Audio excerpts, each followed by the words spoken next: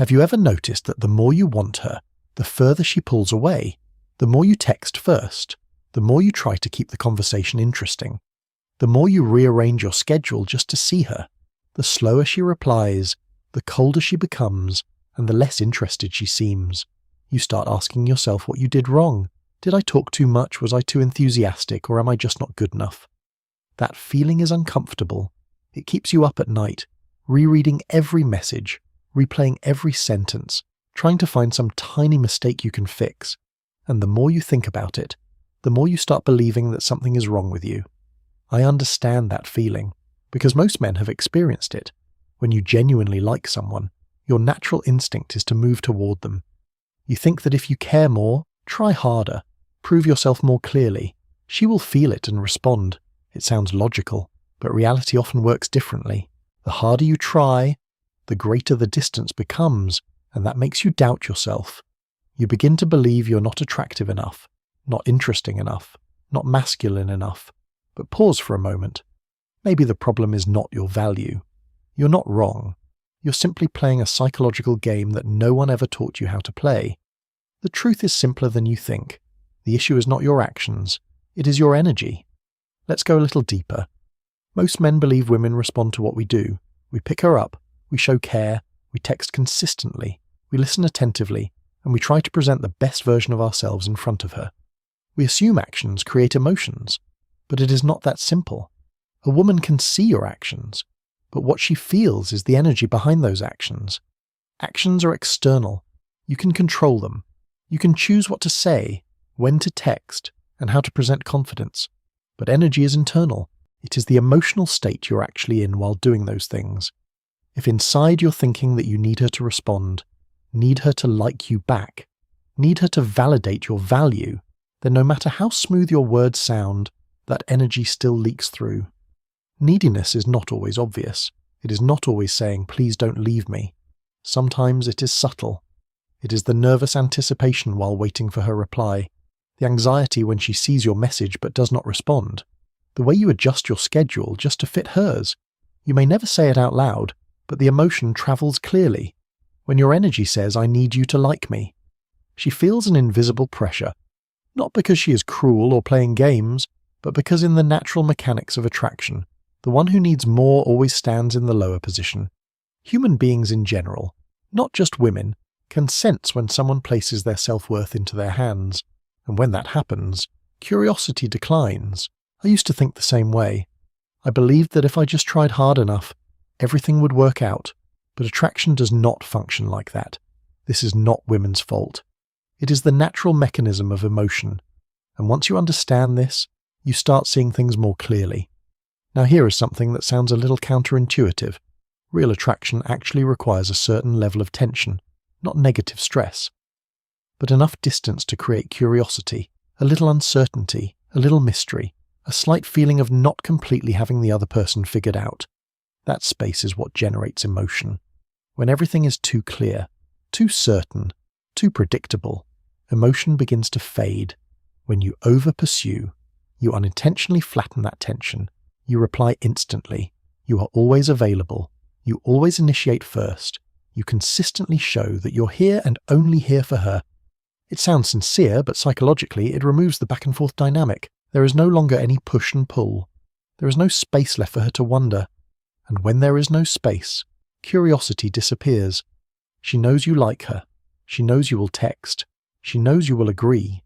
Everything becomes too predictable. At that point, emotion no longer needs to work. She may feel relaxed, but it is not the relaxation of passion. It is the relaxation of familiarity, of excessive safety.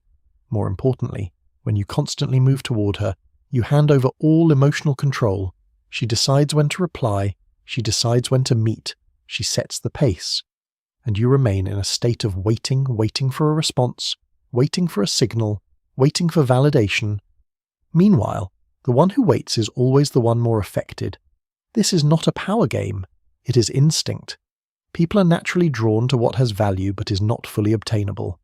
When you direct all your attention in one direction, you unintentionally communicate that your value depends on her reaction.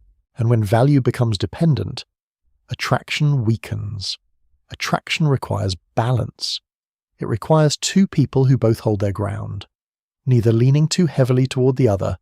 Now, imagine a different kind of man.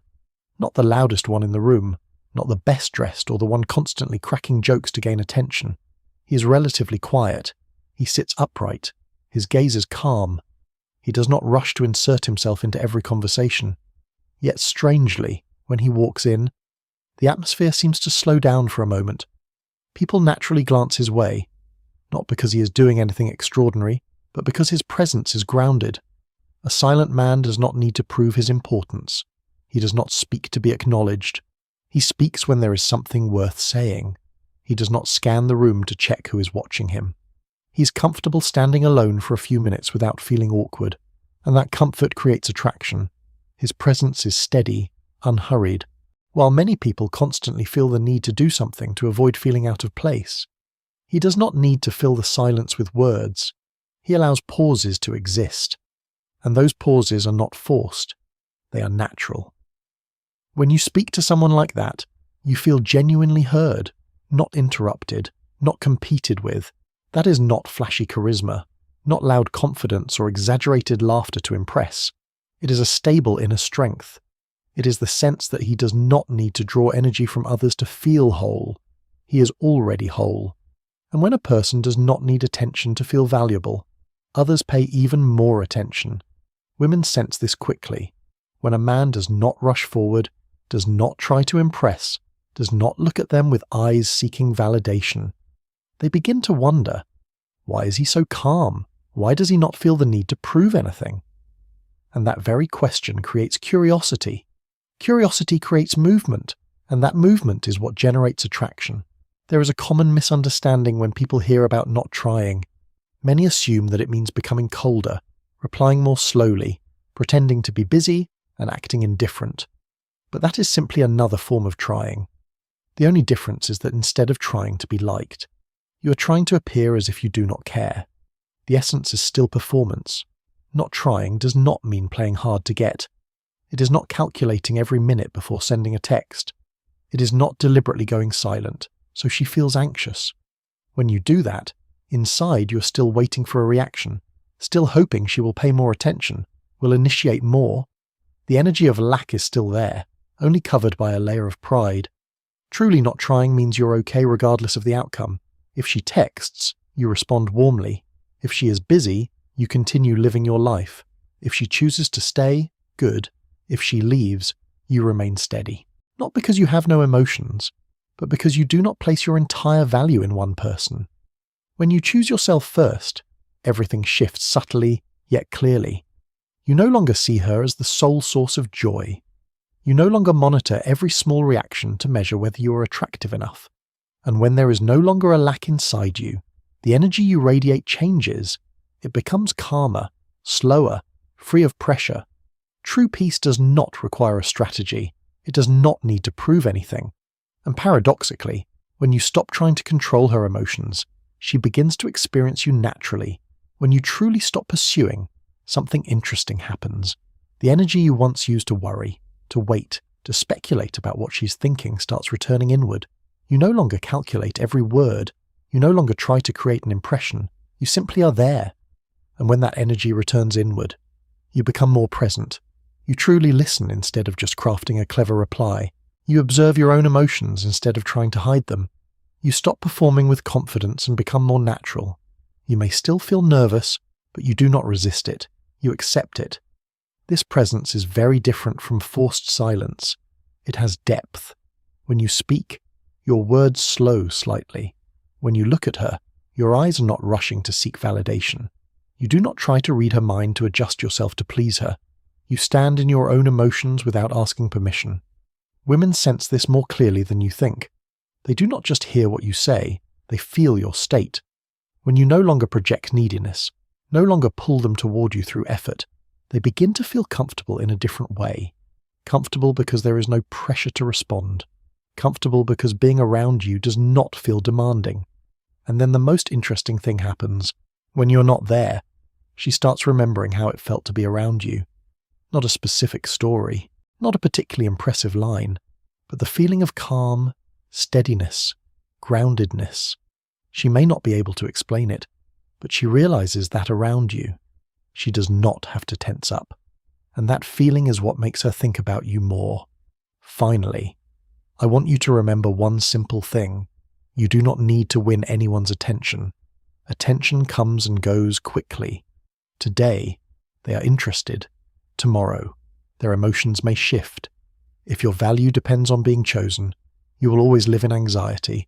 What you truly need to master is your presence, the way you walk into a room, the way you speak without rushing, the way you can be alone and still feel complete.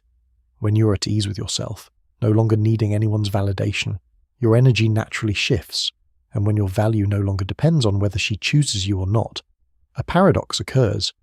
You become more worthy of being chosen. Attraction does not begin when you try to grasp a small spark of emotion from someone else. It begins when you build a fire within yourself, a fire that does not need anyone to ignite it. So do not chase the spark, become the fire.